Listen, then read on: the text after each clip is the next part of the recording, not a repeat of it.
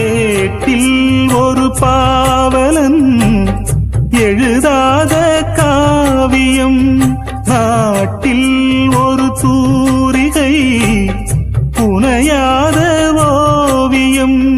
நீ வளர்ப்போ என் கண் தேடுதுன் சொந்தம், தேன் வளர்ப்போ என் வாய் பாடுதுன் சொந்தம். நீராடும் ஓடையே எனக்கென குளிர் சேர்க்கும் வாடையே, மோகம் என்னாலும் என்னை வாட்டுதே அன்பேவா.